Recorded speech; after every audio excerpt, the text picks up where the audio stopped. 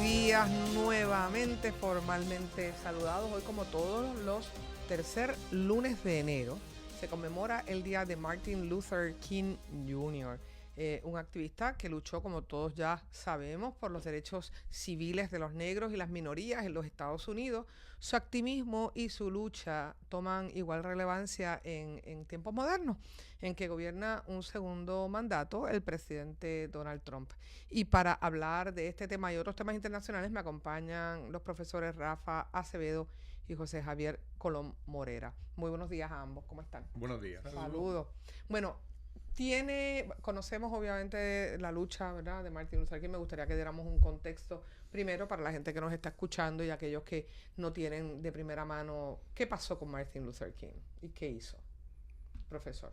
Bueno, Martin Luther King es conocido sobre todo por su defensa de los derechos civiles, ¿no? Su lucha contra el racismo en los Estados Unidos, su énfasis en la educación. Pero hablando, y por supuesto deberíamos saber que fue asesinado como muchos otros Que líderes ganó un norteamericanos. premio Nobel de la Paz. Premio Nobel de la Paz. Estuvo 4 veces en Puerto Rico. Estuvo recluido y preso en un momento. Es un luchador que es un paradigma. Que pero sus además, luchas fueron todas pacíficas en gran medida. Sus luchas fueron muy pacíficas y eran pacíficas, y poco a poco su pensamiento se fue desarrollando, no sofisticando, pero haciéndose mucho más complejo. La relevancia de Martin Luther King en el día de hoy, en el siglo XXI, es enorme. En su discurso de aceptación del premio Nobel, él hace énfasis no solamente en el asunto norteamericano, sino que habla del régimen en Sudáfrica. Y él equipara ese problema, ¿no?, de ese régimen de apartheid con una responsabilidad que tiene Estados Unidos y Gran Bretaña en esa época, ¿no?, que era uno de los países dominantes. Y era un asunto que estaba relacionado con la inversión económica que tenían esos países en Sudáfrica que permitían que permaneciera ese régimen. Luego, en el 67, 2 años después de recibir el Nobel, habla específicamente sobre la pertinencia que tiene que observemos cómo las corporaciones y el capital norteamericano inciden en los regímenes autoritarios y poco democráticos en América Latina. Entonces, obviamente, ese es el asunto que estamos en discusión en el mundo contemporáneo. Sí, ahí hay una situación muy particular, por eso hacíamos la pregunta de fondo: ¿cuánta relevancia tiene el mensaje de Martin Luther King Jr. en esta época que vivimos el segundo mandato de Donald Trump? Bueno, yo creo que estaría luchando contra ICE, estaría... Claro. Esa definitivamente. y probablemente sería asesinado de nuevo, porque era un líder demasiado radical para su época y es un líder muy radical para esta época. Martin Luther King lo asesinan cuando toma 2 decisiones importantísimas. Una es vincular el tema de los derechos civiles y el derecho de los negros a la cuestión de la justicia social, y empieza a hablar en sus grupos internos del socialismo democrático como una opción, y empieza a desarrollar un mensaje muy antiimperialista que lo pone de frente contra el gobierno federal en cuanto a la guerra de Vietnam.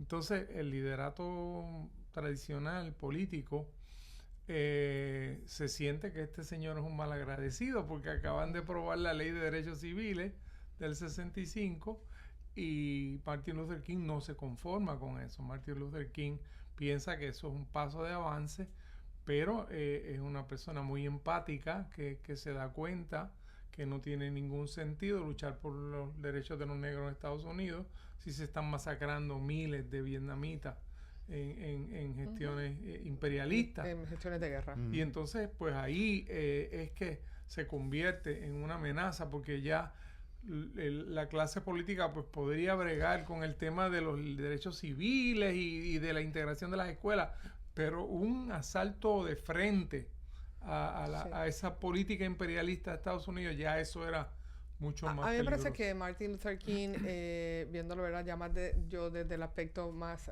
digamos, humanista, artístico, y desde todo lo que es su mensaje, ¿verdad?, como si lo viéramos como una obra de teatro.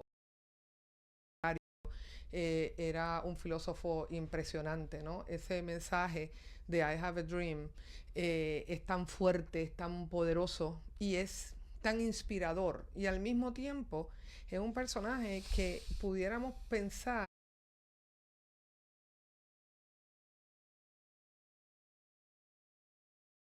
a calar en masas completas, o sea, cómo logra de alguna manera percolar todo ese pensamiento y primero identificar un problema que, ¿verdad? Y la vivencia que tenían los negros en el momento y las necesidades y carencias que tenían, primero identificarlas y luego lograr construir un mensaje desde la fase política, no política, civil, para lograr conectar con una masa que luego se siente tan representada por él. Vemos las multitudes ahora mismo en las imágenes. O sea, es impresionante lo que Martin Luther King logra. Un dominio absoluto de la palabra. De la comunicación. Y de la comunicación, del gesto, pero además una conciencia bien aguda, bien despierta para determinar aquellos detalles que son, digamos, el origen de los problemas. Sí. A mí me resulta sorprendente cómo tuvo desde el 1962 la clara idea de combatir la guerra de Vietnam, pero utilizando, como usted muy bien dice, frases bellísimas, como hemos acabado con dos pilares de las instituciones vietnamitas, la familia y la villa. Entonces ahí entonces comienza ese discurso precioso donde él habla de cómo se destruye ese vínculo familiar que tiene esa población vietnamita, el asunto de los pueblos que han sido destruidos, pero sobre todo yo creo que el peligro que se vio en Martin Luther King, aparte de esa gran capacidad que tenía de comunicación, es que vinculaba entonces los asuntos de raza con los asuntos de pobreza, con los asuntos de explotación y asuntos económicos. Y luego, como dice el profesor, su vínculo con luchas internacionales, ¿no? El apartheid o América Latina, que también tiene un vínculo bien estrecho. Su vínculo con Puerto Rico es como un tema de conversación y de investigación que todavía y visitó Puerto Rico en 4 ocasiones. Yo tenía 2, en el 62 y en el 65. En el 62, en el 65 y en el 67. En el 65 estuvo 2 veces, de hecho. Recibió un reconocimiento de la legislatura. Déjame decir algo gracioso. Déjame decirte algo gracioso. Yo le pregunté, porque yo me paso relajando con el ChatGPT, le pregunté si había estado en Puerto Rico, me dijo que no. Y entonces lo corregí y entonces le envié el artículo de Luis Rivera Pagán. Bueno, profesor, le sugiero que cuando vaya a hacer ese tipo de investigación vaya a Perplexity, que es información un poco más corroborada. Pero bueno, ciertamente, y vamos a pasar de este tema, pero ciertamente una lucha que uno se cuestiona, ¿verdad? ¿Dónde están los líderes de este calibre ahora mismo en el mundo? Perdona, este hombre recibió el premio Nobel. Comparemos este hombre con Marina. Sí, yo Corina solamente Chao. Dije. Bueno, hablamos de un espiral muy peligroso en Europa, que a mí me levantó mucha bandera, lo compartí rápido con el equipo de producción. Me parece, Europa advierte, ¿verdad?, que las amenazas de Trump a Groenlandia ha hecho que ellos se movilicen y de alguna forma le están diciendo, mira, nuevo mundito, esto a nosotros nos enseñaron que queda primero da 2 veces, así que antes de que tú te muevas me muevo yo, y así las cosas se han movilizado. Me parece que el gobierno de Dinamarca sugirió que estaban movilizándose por una amenaza rusa. Pero hay que contar con... Bueno, hay que partir de la premisa de que la OTAN y los Estados Unidos, o Estados Unidos y la OTAN tienen una relación muy estrecha que uno puede decir hasta que la OTAN la formó. Pero esa señora salió llorando de la reunión con el presidente, conmovida brutalmente, porque yo me imagino que la frustración que tiene que sentir un líder autónomo, ¿verdad? Un líder es soberano en su país, de que otro, porque las soberanías, hablemos de democracia, soberanías y comida. Pues la soberanía de ella, que no es muy, ¿verdad?, soberanía, todos sabemos, pero bueno, ahí está. Y ella sale de allí golpeada porque dice, o sea, me lo impones o me lo impones, ¿y qué hago? ¿Qué hago? Bueno, yo creo que estamos asistiendo a un fenómeno muy, muy, muy profundo, que es que Estados Unidos está regresando a un método imperialista a la antigua. Sí, invasivo. Correcto, que es la adquisición de territorio, que fue lo que hizo en el 98 con Puerto Rico, con Filipinas, con Guam. Si no estás de acuerdo, te compro. Sí. Pago. Pero esa fase, pues Estados Unidos había dejado eso dormant, por decirlo de alguna forma. Es decir, el imperialismo norteamericano no se manifiesta como un imperialismo en general comprando territorios, pero Trump ha regresado ahí. Trump ha regresado a la idea de que tiene que adquirir como propiedades de Estados Unidos. Ha regresado ahí porque, como decía el meme, nosotros estamos en el 2026, pero Estados Unidos regresó en 1940. Correcto. No, antes al 98, 30 y pico. Al 98. Y la violación de todas las leyes internacionales lo coloca más o menos en la Segunda Guerra Mundial, más o menos en ese contexto. Sí. El asunto ahí que está planteado por muchos teóricos, ¿no? Es la decadencia de un imperio que está dando sus últimos golpes, llegando a lo más básico, que es la extensión de su territorio por vía de la invasión y del militarismo. Pero son fases que recuerdan mucho a esos años 30. Claro, los 30, los 40, pero la realidad es que a mí lo que y el tema de bien de fondo a nivel político, es que, Estados Unidos lo está haciendo mal. Por lo menos, lo está haciendo de una manera impositiva, invasiva, como lo hizo anteriormente, que se había quedado eso allí dormido, como usted señala. Sin embargo, tenemos a los rusos. Entonces, ¿cómo se enfrenta esto y de qué manera? Porque Maquiavelo decía una cosa y los demás dicen otra. O sea, muy de bueno, ya usted sabe lo que pasa, no lo voy a decir al aire. El pan, ¿verdad? Entonces, y muy de malo, tienes a la gente. O sea, ¿cómo tú balanceas esto? Se hizo por mucho tiempo con la política diplomática. Pero ¿qué diplomacia hoy día? Bueno, ya Trump estaba empujando. O sea, porque vienen los rusos. Entonces, o los americanos o los rusos, ¿cuál quiere? Entonces es como, wow, ¿ok? Trump estaba empujando a Europa a que se armara a sí misma, supuestamente para hacer un contrabalance a Rusia en tema de Ucrania. Y estaba exigiéndole a los países europeos que aumentaran su gasto militar a un 5% y más o menos lo ha logrado. Pero eso estaba planteado en cierta medida en la premisa de que eran aliados, claro, de que estaban en el mismo equipo.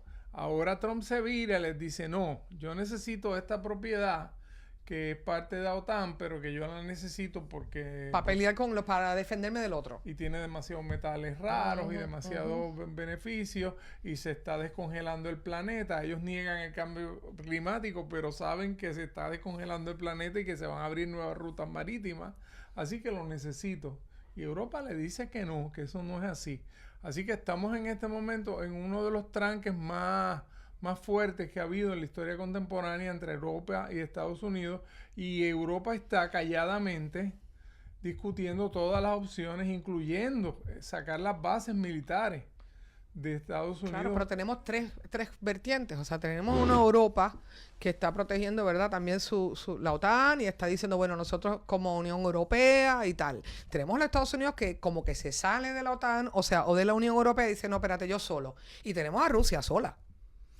Que no está en la OTAN. No está sola. Sí, bueno, quiero decir que no está en la OTAN y que no se nos olvide China. No está en la OTAN, pero está cada vez más cercano a China. Y además por eso, que lo que quiero decir es que está Rusia y China, digamos, o bueno, yo voy a poner a China solito también, pero bueno, ellos en sus conversaciones de amiguitos. O sea, que ahí es donde tú dices cómo tú controlas esto y al final del juego, ¿qué queremos? Sí, hay una reorganización. Con unos o con otros alguien vencerá. Hay una reorganización de los poderes políticos hegemónicos en el mundo. Hay una reorganización. Y ciertamente Trump lo que está proponiendo es zonas de interés en donde Estados Unidos se haga cargo de América, y la invasión a Venezuela pues forma parte de eso. Rusia tenga su propia esfera de influencia y China tenga su propia esfera de influencia y puedan dividirse el mundo en cierto modo. Así que es un nuevo mundo lo que se está es una reorganización de la hegemonía, pero yo, como escribo ciencia ficción posapocalíptica, puedo decir que, contrario a lo que sucedía en la Segunda Guerra Mundial, el poder de destrucción que se tiene en esta época no es el mismo. Por lo tanto, ese juego casi psicópata de la política exterior de Trump puede generar algo terrible. No, desastroso. El fin de la humanidad realmente. O por lo menos el comienzo del fin. Totalmente. En el caso de China, que tiene influencia en América Latina, quiero decir económica, pues se está diciendo prácticamente, de hecho se le exigió a Venezuela que todos los intereses chinos o rusos tenían que salir del territorio. Y a Panamá también. Es una petición. Yo que siempre he dicho que como no creo en la guerra, pero hay que resolver los problemas de alguna forma. Se podrían resolver jugando ajedrez, pero bueno. pero no ha sido la opción. No creo que Trump juegue mucho ajedrez. Por eso, porque perdería. Entonces, pues, no sé, ganaría a lo mejor el más inteligente en ajedrez, no sé, lo que sea. Pero ahora mismo, como se juega, es por bombas atómicas. Entonces, pues, la mayor cantidad de bombas atómicas, ¿quién la tiene? Y ahí es donde está entre estrategias. ¿Quién tiene la mayor cantidad de armas? Y estrategias de ejército. Empieza a ser irrelevante porque se destruye el planeta. Por eso. Sí. Realmente lo que está sucediendo es interesante. Queda un solo tratado de armas nucleares que vence en este próximo mes. Ya a partir de este mes ya no hay ningún tratado de armas nucleares. Así que todo el mundo tiene y China no está cubierto por ninguno, porque cuando se hicieron esos tratados, China no estaba en la escena. Así que que estamos iniciando una época, además de todos estos conflictos, donde no hay tratados internacionales para negociar la reducción de esas armas nucleares. Pero en la tensión tan grande que podemos probablemente vernos, yo estoy segura que como el cine, no sabemos si el cine va primero o la realidad va primero o el cine simplemente refleja lo que se filtra de los gobiernos. Yo estoy segura que ya hay alguien haciendo su trabajo para que Don't Look Up, la película, que se mueven a otro planeta, a la luna o se van a otro lugar, esté accesible y ya puedan montar 7 locos de estos, irse y dejarnos a nosotros por ahí. Pero bueno, así es la cosa de Hollywood.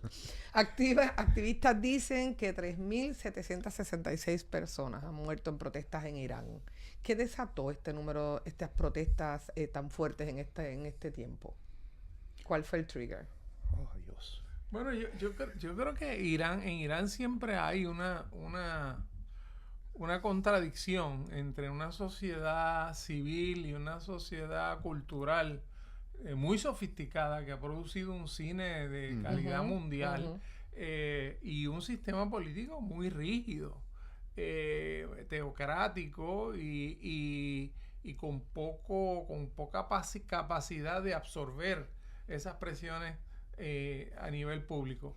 A eso súmale toda la tensión que se ha creado con la existencia de un programa nuclear que Irán plantea que es un programa dirigido a la creación de energía, no para fines militares. Irán siempre ha dicho que ellos no están interesados en crear una arma nuclear. Entonces esos dos elementos están ahí.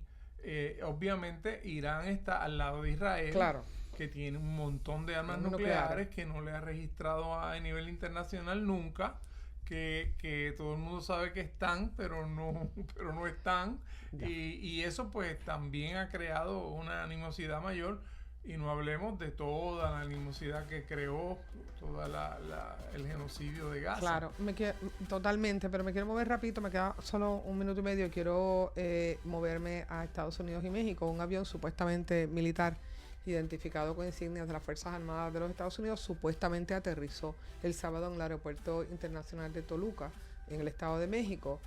Ninguno de los dos países, ni México ni Estados Unidos, ha corroborado esa información, solamente los noticiarios lo han dicho. ¿Qué nos parece? Si esto fuera cierto. Bueno, terrible. Si fuera cierto, Estados Unidos ya está, cuando digo Estados Unidos digo la política exterior norteamericana a partir de Trump. Hace algunos meses ya está ejerciendo presión sobre México y con el discurso igual al de Venezuela, ¿no? del narcoestado, etcétera. Yo creo que en México la tiene mucho más difícil que en Venezuela. De acuerdo. Y México ha dicho, la presidenta Sheinbaum ha sido clara diciendo el narco no se enfrenta violentando todos los estatutos legales ni nada, se enfrenta haciéndolo correctamente, pero pues la tiene difícil. Claro. Por otro lado, yo vi ayer y compartí lo de las protestas en Cuba contra el imperialismo de Trump. Es impresionante ver las calles de Cuba llenas con gente diciendo nosotros estamos aquí luchando por nuestro sistema, porque este es el sistema en el que creemos. Nosotros no vamos a aceptar el imperialismo americano. O en su defecto, no aceptar el imperialismo norteamericano. Esa sería como la base principal. Lo mismo que uno puede pensar en Irán. O sea, nuestro conocimiento sobre lo que sucede en Irán es a partir de los medios corporativos. Entonces uno dice, bueno, sí, hay un sistema que nos parece autoritario, pero el sistema autoritario ese del que hablamos viene como resultado de la presión exterior de Gran Bretaña y Estados Unidos, que sacaron un tipo que nacionalizó el petróleo para poner a Reza Pahlavi. Pahlavi salió con presión y llegó Khomeini.